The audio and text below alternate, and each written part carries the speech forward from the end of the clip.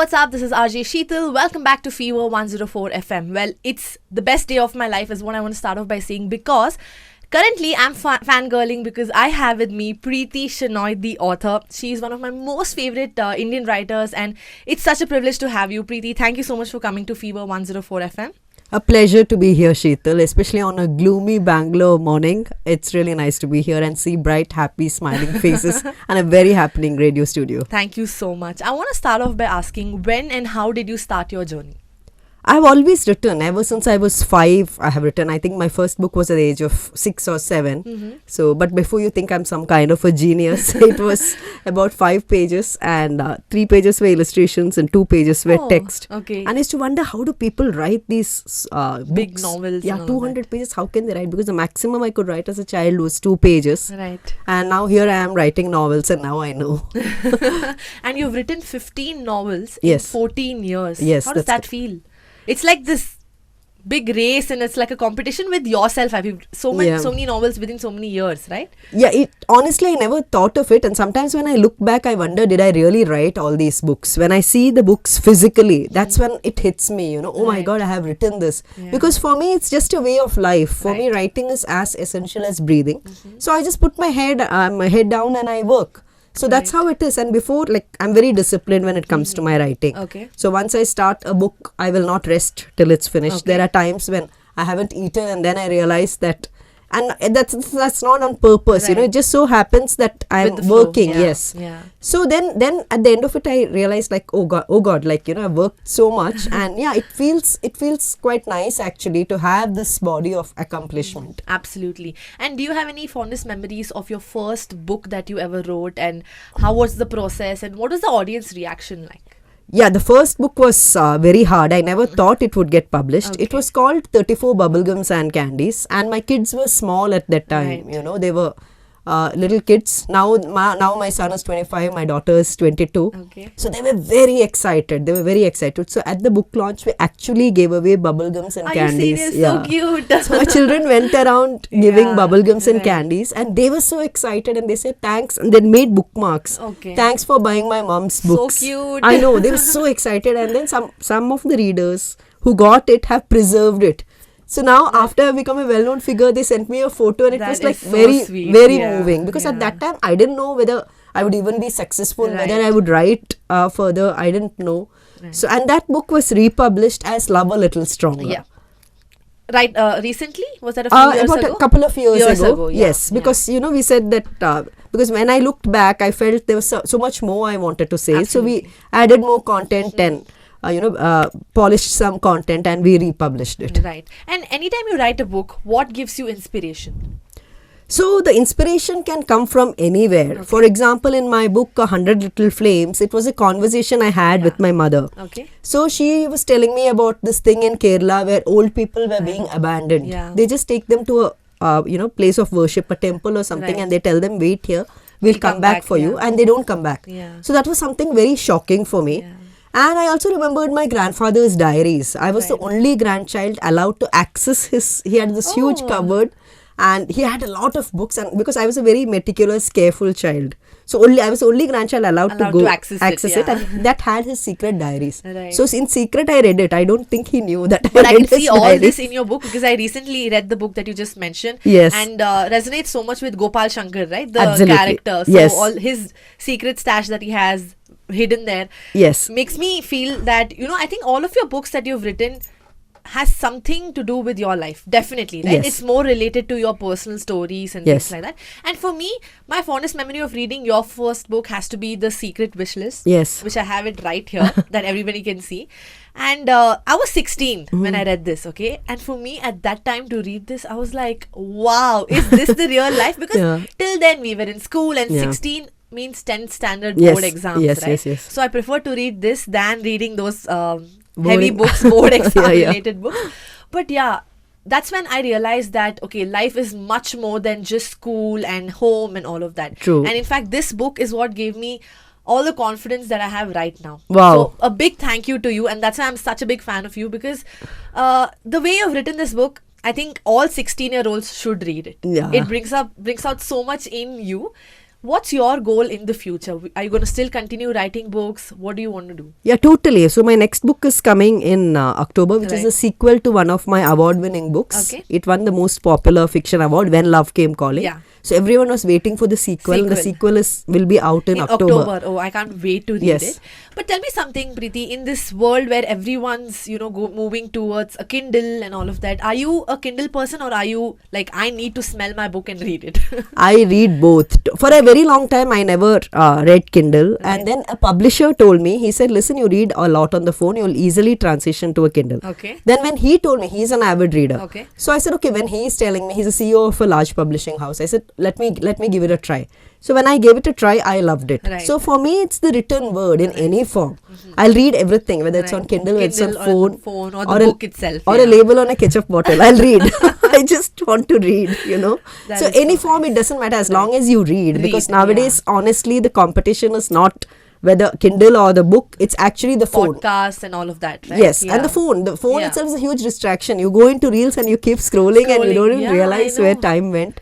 Yeah. So that's people's attention spans are reduced, right? So what do you want to tell about that? Because I know that even now for me, I also face the same problem. There has been times when I can finish a book within a day or two, but now it's actually hard because every time I sit to read, I might read like 10 to 15 pages, and then I want to check what's happening on Instagram or who has messaged me. There's a lot of distraction. Yes. And this happens with anyone and everyone around, right? True. What is your take on this? So for me, it's very important to read books. So I keep like a reading goal of say 50 books a year or something. This year my goal is 50 books. Okay. And then I switch off my phone or I leave it elsewhere. Okay. And one more tip which I have for people who want to read more but who are distracted, please pick interesting books. If the book is boring, don't feel obliged to sit there and get through it just because everyone has said it's a great book. Right. If it's boring for you, just discard it and start with, I would say something like Michael Moore Purgo, which is very easy to finish, which touches you deeply. Deeply, absolutely. And I have more than 200 books recommended on my Instagram channel in the highlights. So you guys can go for books apart from mine. Right. And you can go and see and pick up books which are interesting. And commit to say reading 15 minutes a day. That's it. For 15 minutes, put your phone on flight mode and read. And pick a good book. And before you realize your reading goals would be met, your attention span will come back and you will feel better about yourself, because at the end of the day, once you scroll social media, it's that guilt factor is always there. And it's only in the moment, because later you end up comparing yourself to the life which you see there, which is carefully curated, and you feel down. So that high you get is only at that time. But whereas when you read, you feel accomplished. So many parts of your brain which are not activated get activated. So it's so important to make time to read. Right. As you mentioned, currently the competition is not whether Kindle or books, but it's more with, we have video content, audio content like podcasts and all of that. Yes. And I also see people moving towards that because they say that, audio video registers better. Yes. So what's your take on that? Because I still feel that reading a book gives us more openness to imagination, because that story, even though it's written by you, it's imagined by us, right? So we can imagine it the way we want to. Absolutely. But it's not the same with, say, a movie or a podcast. True. Right? So what's your take on that? Yeah, because when you watch a movie, then what you're doing is you're seeing the director's vision. Right. So you're not seeing your vision. Right. So while you might get the content and while it might be very exciting, I still feel it's important to read. Right. For example, Gone Girl, I felt there was so much depth in that book. Than the movie, right? Than the movie. Like, and everyone who tells me I've seen the movie, I'll say like read the book. Read the book, but then mostly people don't. And of course, I'm guilty of the same. Some of the shows I have watched the movie, but I haven't read the book. Okay. So while it's great that we have these media, it's still important to read. You may not, if you don't want to, don't read the same books, but read some other books. Right. And if you had to give one advice to all those who have never read in their life, and they don't want to read because they prefer an audio or a video medium for entertainment, what would you like to tell them? See, I would like to tell them that imagine that your world is a house and there are several doors. So by not reading, there's a very huge door which you're closing. When you open that door, there is a huge world beyond that where you might find riches beyond your imagination. If you never try something, how will you know whether it works for you or not? So don't just dismiss something because you've not tried it. Try it and read interesting books. And nowadays the thing with books is you can get a preview of 30 pages. You can get free samples delivered to your device. And even if you don't have a Kindle, you can always download the app and you can read the preview, and if you find it interesting, then you can invest in books. Right. And trust me, reading is the best investment you'll ever make, because it increases your emotional strength, your creativity, your empathy, your communication skills, the way you relate to people, and I mean, you can travel so much without ever leaving your chair. Absolutely. If you read. That's true. Your knowledge completely increases. So important to read. To read, yeah, I completely agree with you on that. Now, talking about your personal experience, has there ever been any fan moment that you can never forget? I'm sure like people are crazy about your books, and I'm sure you must have met a lot of your fans, right? Do you recollect any of those memories, a fan moment? Two actually, Okay. and one involved Secret Wishlist itself, which Okay. is your favorite book. It was launched in Chennai. Okay. So this 84-year-old lady came up to me and she said, "It's beautiful. You know, you've written my story." And then there was a hushed silence in the room. Right. And then she said, "Except the affair part that I didn't have, except So the extra sweet. marital affair." Yeah. And I was so honored that someone 84 could relate to my book. Yeah. I took a picture with her. Right. And recently, someone tweeted on Twitter, another author, she Okay. tweeted a picture of her father, 87-year-old father, Okay. reading this book, my Oh, latest that one. book, A Okay. Place Called Home. And she said, "Thank you for brightening his days."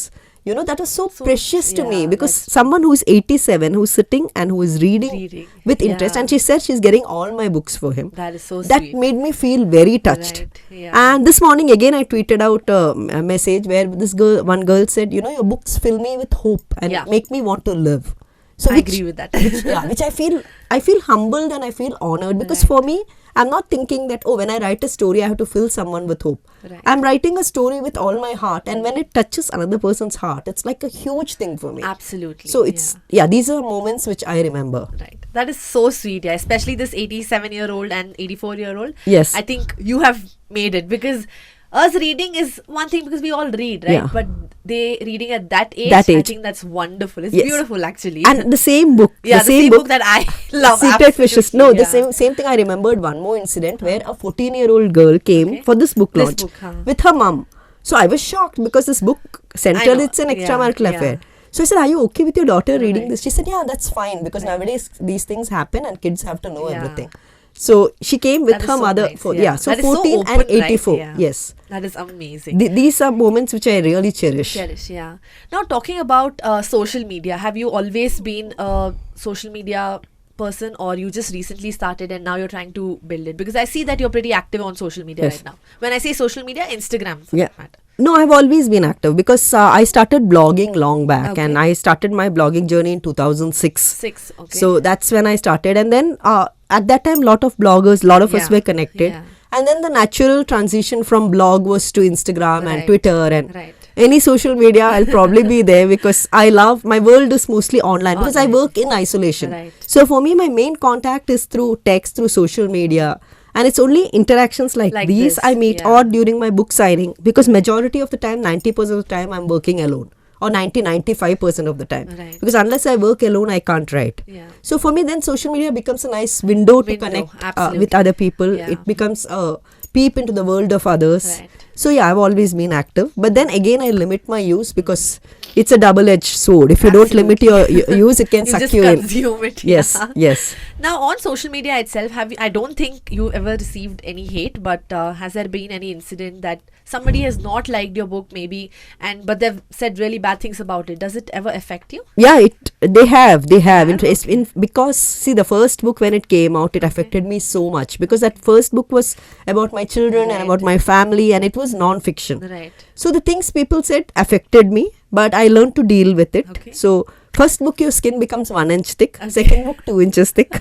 Now 15 books, 15 inches thick. So you okay. can say anything about my book, it doesn't affect me, Right. but it was not so first. First, You know, I yeah. was like, oh, how can people say this? And I realized people are like that. Yeah. Even if you show them the best of thing, it's their mind. It's not Right. a reflection on you. Yeah. If they want to see something horrible and something great that you've shown them, Right. that's on them. That's on them, not on you. Not on me at all. Absolutely, So yeah. then that's something that people, I think, on social media, I'm sure you must have Yeah. also received your fair share, Of because in the course. public eye, there's a lot of jealousy, a lot of hatred. Yeah. So And it's like they're a warrior behind a keyboard. yeah. If they ever meet you, will they tell you the same thing? Yeah, No. yeah. It's always behind the keyboard that Yes. they're like, let's attack this person. And also, I feel that they also come from a place of maybe trauma or something that they're going through, and they True. want to put it on somebody else and just like, I want to remove my anger, kind True, of a thing. true. So it doesn't affect me, Right, honestly, now. yeah. Now it doesn't affect me. At one point, it did. It did, yeah. But it takes a lot of experience to reach that level, I guess. It does. It Right, does. yeah. Plus, you have to be very clear on what your focus is and what your goals are Right. and why are you writing. If someone says something, will you still continue writing? Right. So for me personally, I was writing when no one was reading me. Nobody even knew who I was writing. Right. Today, millions of people are reading me. I'm still writing. Yeah. So for me, I'm very clear The that goal is clear. Yes. Yeah, absolutely. when that happens, then whatever they say will not affect not me so affect. much. That's amazing. Now, talking about competition, I see that nowadays there are so many new authors that are coming up, right? And most of them always write about love stories or things that have happened with them from personal experiences. Do you feel that there's a sense of competition, or do you feel that no, I know that I'm going to write these set of books and I know my kind of audience? See, for me, the thing is each book has been different. So if you take Secret Wish List, it's a different theme. Right. If you take A Place Called Home, it's a story of a maid's daughter. Yeah. If you take a book like 100 Little Flames, the protagonist is an 87-year-old 87-year-old. grumpy man Yeah. who is disgruntled with life. Right. So, and if you take Rule Breakers, it's a young girl in the 90s who doesn't know what to do. Her parents, a lot of parental pressure on her. Right. So for me, and then I've written on mental health, I have written on women empowerment, I have written from a male perspective. Right. So I don't see any author, writing so differently. So mostly they write similar kinds Similar of books. kinds, If yeah. you've read one, you've read them all. Right. So for me, I always try to do something new with each book. And honestly, I don't, it doesn't bother me that the competition is such, because I'm not competing. I'm just Right. competing You do with it for myself. yourself. Absolutely. So yes, it doesn't affect me. That is wonderful, yeah. I want to ask you one more thing, Preeti. You have a lot of experience, not just in writing books, but you've traveled a lot and you meet a lot of people, of course, during your book launches and all of that.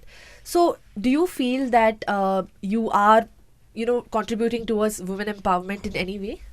Lot of women tell me that, and I'm surprised because Okay. I never set out to contribute towards women empowerment or giving people hope. I never set to do. I was just telling a story in the best way that I could. Right. But a lot of people tell me it feels like you've crawled into our heads and written our stories. How did you get it so right? Yeah. So a lot of it is research, and a lot of it I can empathize. I'm a huge empath. Like I pick up energies. I'm a tarot card reader, so Ooh, okay. yeah, I We're pick up going to get to that. yeah, I pick up energies and all that, Right. and I can I feel very deeply, and that comes into my stories.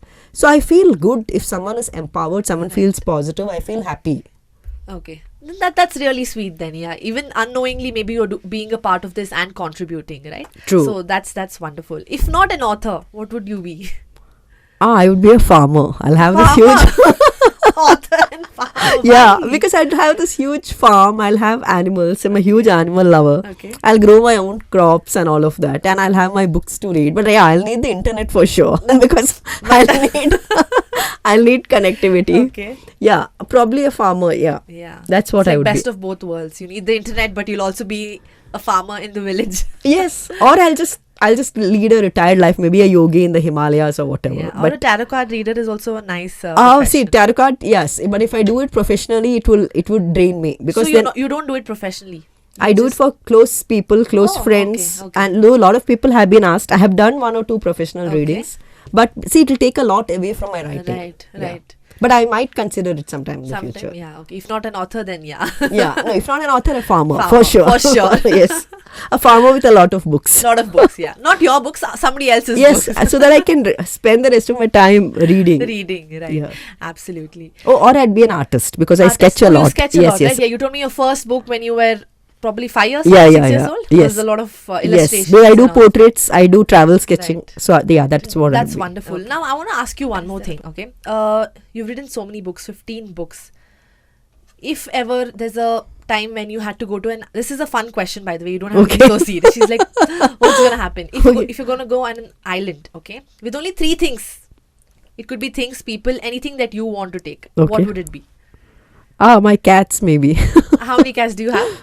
Currently 5. Actually, I had a dog, Okay. but my dog passed away, and the day she died, a cat came. Oh, So yeah, that's yeah, my cats, and then my books and my Okay. phone. with an internet connection. Man, she loves her books and internet for sure. I can tell that. Yes.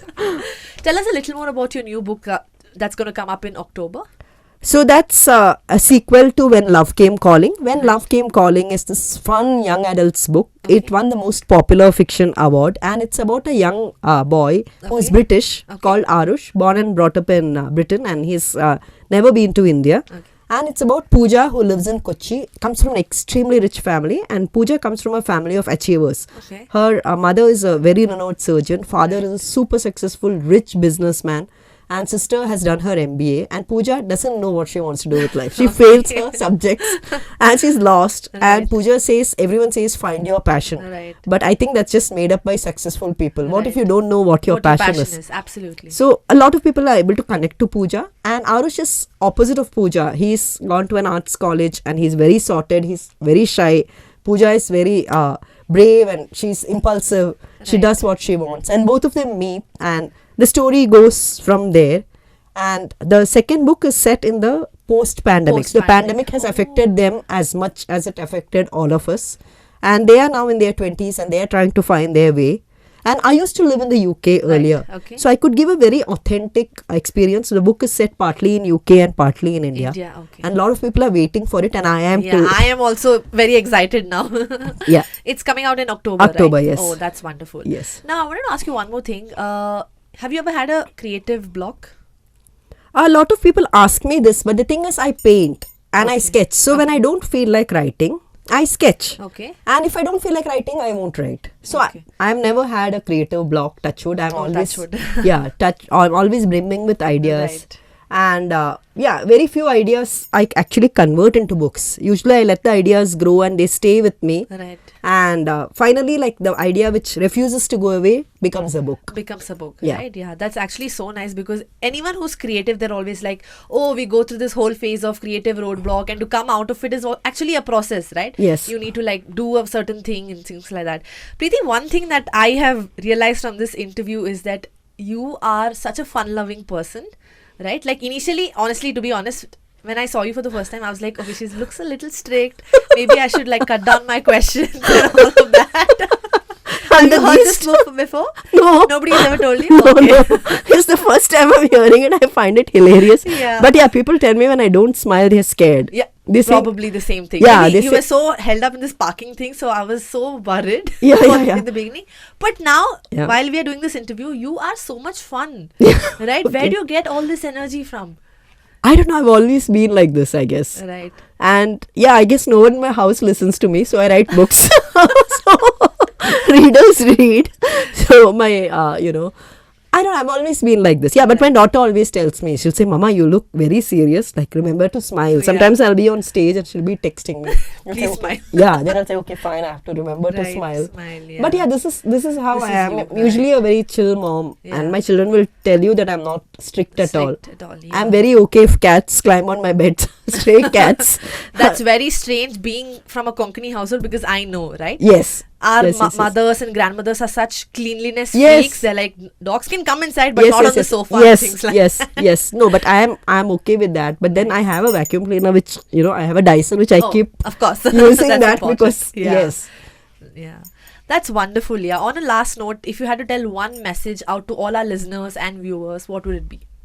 I would just say that life is beautiful, and you have limited days. We don't realize this often, that we have limited days, and it sounds very morbid when I say it, but it truly is. We don't know when it's going to come to an end. And I've realized this in my life. I've lost so many loved ones. Right. So please live each day to the fullest and incorporate some time for reading and doing things that make you happy. I think that's so important. That's so important. Things that you love doing, you Yeah. have to do it, right? What is your mantra of life?